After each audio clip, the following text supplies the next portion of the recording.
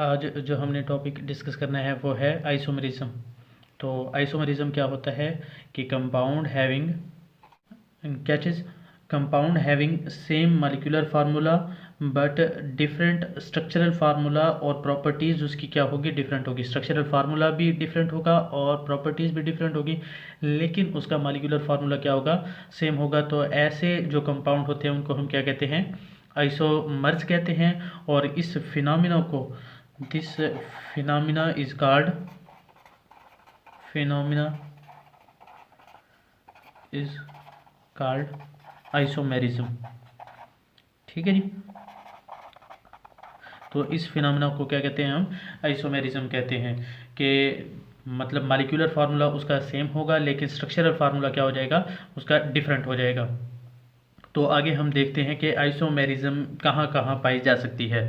तो अगर हम देखें सिंपल हाइड्रोकार्बन्स को हम ले लेते हैं।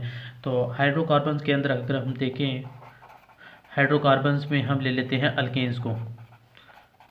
तो अल्केन्स के अंदर अगर हम देखें तो सबसे पहले जो मेंबर होता है CH4, देन उसके बाद क्या होता है C2H6। ठीक है जी। मीथेन, मैं इसके लिए सिर्फ M लिख देता हूँ, मीथेन है जी। ये इथेन है। फिर उसके बाद C3 वाला जो है ना वो क्या हो जाता है C3H8, ये प्रोपेन हो जाता है। और आगे क्या है C4H10 हमारे पास, ये क्या चीज़ है, ब्यूटेन। ठीक है जी। तो मीथेन, इथेन और प्रोपेन जो होते हैं हमारे पास, उसके अंदर कोई भी हमारे पास आइसोमेरिज्म पाई नहीं जाती। मतलब इनको हम जितने मर्जी स्ट्रक्चरल फार्मूला को हम इसको डिफरेंट नहीं कर सकते, मतलब एक से ज़्यादा स्ट्रक्चरल फार्मूला इसके नहीं हो सकते। लेकिन अगर हम बात करें ब्यूटेन की तो उसको हम क्या कर सकते हैं, दो स्ट्रक्चरल फार्मूला के अंदर लिख सकते हैं। तो उसका मॉलिक्यूलर फार्मूला सेटिस्फाई करके, मतलब उसकी वैलेंसी, जो कार्बन की वैलेंसी है ना, वो उसको सेटिस्फाई करके और एटम्स की तादाद को सेम रख के, मतलब मॉलिक्यूलर फार्मूला को सेम रख के हम दो स्ट्रक्चर बना सकते हैं। कैसे, वो हम देख लेते हैं। फॉर एग्जांपल हमारे पास एक तो है straight chain CH3 CH2 CH2 CH3। ठीक है जी। अगर हम देखें तो कार्बन की सारों के अंदर वैलेंसी सेटिस्फाई है, 4 है। और अगर हम बाकी चीज़ें देखें कि हाइड्रोजन कितने हैं, कार्बन कितने हैं, 1 2 3 4, 4 हमारे पास कार्बन आ गए। और अगर हम हाइड्रोजन की तादाद को देखें, 3 और 3 कितने हो जाएंगे हमारे पास 6, और 2 कितने हो जाएंगे 4, 4 और 6 कितने हो जाएंगे 10। ठीक है जी, हाइड्रोजन भी कंप्लीट है। अगर हम दूसरी जो इसका स्ट्रक्चर बनाने की कोशिश करते हैं, CH3 और यहाँ पर भी क्या आ जाएगा CH3 आ जाएगा। अगर हम इसके अंदर देखें तो हमारे पास कार्बन कितने हैं 1 2 3 4, मतलब 4 ही कार्बन हैं। और अगर हम हाइड्रोजन की तादाद को देखें तो 3 3 3 कितने हो जाएंगे हमारे पास 9, और एक क्या हो जाएगा 10 हो जाएंगे। ठीक है जी। तो हाइड्रोजन भी क्या है हमारे पास 10 है। अगर अब हम इसके अंदर देखें तो मॉलिक्यूलर फार्मूला दोनों का सेम है, C4H10 ही आ रहा है। लेकिन इसके अंदर कार्बन की जो चेन है उसका डिफरेंस है, उसका स्ट्रक्चर का डिफरेंस है। एक में स्ट्रेट चेन है और एक में क्या आ गई है, ब्रांच लग गई है। क्लियर हो जाएगी बात। तो ऐसे कंपाउंड जो कि क्या हो, जिसका मॉलिक्यूलर फार्मूला सेम हो लेकिन स्ट्रक्चरल फार्मूला क्या हो जाए, डिफरेंट हो जाए, तो उसको हम क्या कहते हैं, आइसोमर्स कहते हैं। और इस फिनोमिना को क्या कहते हैं, आइसोमेरिज्म कहते हैं। ठीक है जी। और इनकी जो प्रॉपर्टीज़ है वो डिफरेंट होती है। इसको हमने एक्सपेरिमेंटली भी देख लिया है, आपकी बुक के अंदर लिख रखा है कि एक्सपेरिमेंटली जो है ना हमने जो फैक्ट्स निकाले हैं तो उससे हमें पता चलता है कि इसकी जो फिजिकल प्रॉपर्टीज़ हैं वो क्या होती है, डिफरेंट होती है। ठीक है जी। मतलब प्रॉपर्टीज़ इसकी क्या हो सकती हैं, डिफरेंट होंगी। ठीक है जी। तो अगर हम देखें तो ये जो कार्बन 4 से आगे हम जितना मज़ीद आगे बढ़ते जाएंगे तो नंबर ऑफ आइसोमर्स जो हैं वो क्या होते जाएंगे, बढ़ते चले जाएंगे। ठीक है जी। अगर हम आगे मतलब कार्बन 4 से आगे 5 6 7 8 9 10 मतलब आगे जाते जाएं तो car isomers, number of isomers की तादाद बहुत ज़्यादा बढ़ती जाती है। मतलब अगर हम ये कहें कि अगर कार्बन नंबर 4 से आगे जाएं तो पॉसिबल नहीं है आइसोमेरिज्म, बल्कि कॉमन है आइसोमेरिज्म। मतलब कॉमन वे में आइसोमेरिज्म होती है, मतलब कंपाउंड खुद ब खुद डिफरेंट स्ट्रक्चरल फार्मूले के अंदर पाए जाते हैं।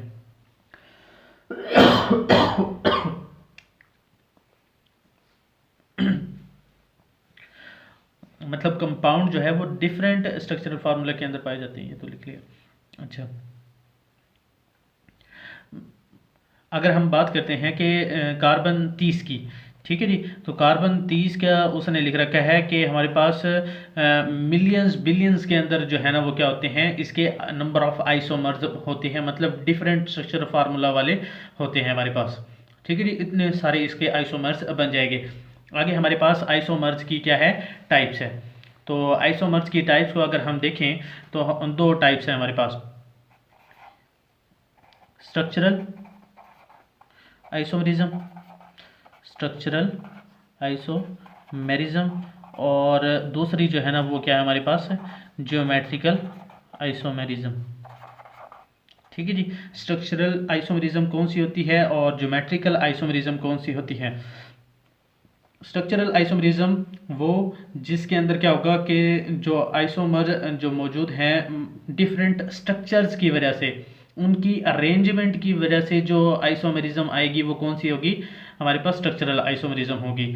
और ज्योमेट्रिकल आइसोमेरिज्म नाम से ज़ाहिर है कि ज्योमेट्री की वजह से, मतलब मालिक्यूल के अंदर जो एटम्स हैं या मतलब कोई भी कंपाउंड है उसके अंदर जो मालिक्यूल्स की अरेंजमेंट है वो एक साइड पे है या अपोजिट साइड पे है, तो उसकी वजह से हम सिज और ट्रांस उसका चक्कर हम देखेंगे, वो आगे चल के हम देखेंगे कि सिज ट्रांस क्या होता है। तो अरेंजमेंट की बेस पे देखेंगे कि एक डबल बॉन्ड के इस तरफ मतलब एक साइड पे है या अपोजिट साइड पे है, उसको अगर हम देखेंगे तो ज्योमेट्रिकल आइसोमेरिज्म होगी। अगर हम सिंपल अरेंजमेंट को देखेंगे जो मॉलिक्यूल की है तो उसे हम क्या कहेंगे, स्ट्रक्चरल आइसोमेरिज्म कहेंगे, ठीक है जी। तो आज हम किस चीज़ को देखते हैं, सिर्फ स्ट्रक्चरल आइसोमेरिज्म की 5 जो टाइप्स है उसको ही हम देखते हैं। तो हमारे पास स्ट्रक्चरल आइसोमेरिज्म की 5 टाइप्स जो है वो कौन कौन सी है, chain isomerism, position isomerism, functional group isomerism, metamerism और लास्ट में क्या है, टाटोमेरिज्म है। तो इनको हम अब डिस्कस करते हैं कि ये कौन कौन सी आइसोमेरिज्म होती हैं। तो हमारे पास अगर हम देखें चेन आइसोमेरिज्म, वो होती है डिफरेंट चेन की वजह से, ठीक है जी, नेचर ऑफ चेंज की वजह से, किस चीज़ की वजह से, nature of chain. Nature of chain कैसे, कि अगर हम कार्बन जो है ना वो स्ट्रेट चेन में लगाएंगे, बाकी आपने वैलेंसी को सेटिस्फाई कर लेना है, मैं जस्ट आपको इसका कॉन्सेप्ट दे रहा हूँ कि अगर हम स्ट्रेट चेन के अंदर हम देखते हैं और दूसरा क्या है उसके अंदर ब्रांच कोई लगा देते हैं हम सेकंड कार्बन पर या थर्ड कार्बन पर, किसी भी कार्बन पर अगर हम कोई ब्रांच लगा देते हैं तो वो ब्रांच बन जाएगी, ठीक है जी। अगर हम 2 लगा देंगे तो हमारे पास वो, अगर हम 1 लगाएंगे सेकंड कार्बन पर तो वो आइसो होती है, और अगर हम 2 लगा देंगे तो नियो बन जाएगी, ठीक है जी। तो इस तरह जो है ना स्ट्रेट चेन और ब्रांच चेन जो है वो डिफरेंट होती है एक दूसरे से, और उसकी जो प्रॉपर्टीज़ होती है वो भी क्या होती है, एक दूसरे से डिफरेंट होती है। आगे क्या है, पोजीशन आइसोमेरिज्म। अब पोजीशन आइसोमेरिज्म क्या होती है कि जो कार्बन चेन है हमारे पास उसके अंदर अगर हम देखें कि जो फंक्शनल ग्रुप मौजूद है हमारे पास, क्या चीज़, फंक्शनल ग्रुप, उसकी पोजीशन क्या है। अगर हम कहते हैं कि कार्बन नंबर ये Cl जो है ना हमारे पास हैलाइड ग्रुप है, फंक्शनल ग्रुप है, और ये कार्बन नंबर किस मौजूद है, यहाँ से काउंटिंग करें 1 और 2 पे मौजूद है। अगर हम इधर कहते हैं तो ये हमारे पास कार्बन नंबर 1 पे मौजूद है। तो जो फंक्शनल ग्रुप है उसकी पोजीशन की वजह से जो आइसोमेरिज्म आएगी, डिफरेंट स्ट्रक्चर आएगा या डिफरेंट प्रॉपर्टीज़ आएगी, तो वो कौन सी होगी, पोजिशनल आइसोमेरिज्म होगी, ठीक है जी। आगे हम कौन से देखते हैं, फंक्शनल ग्रुप आइसोमेरिज्म।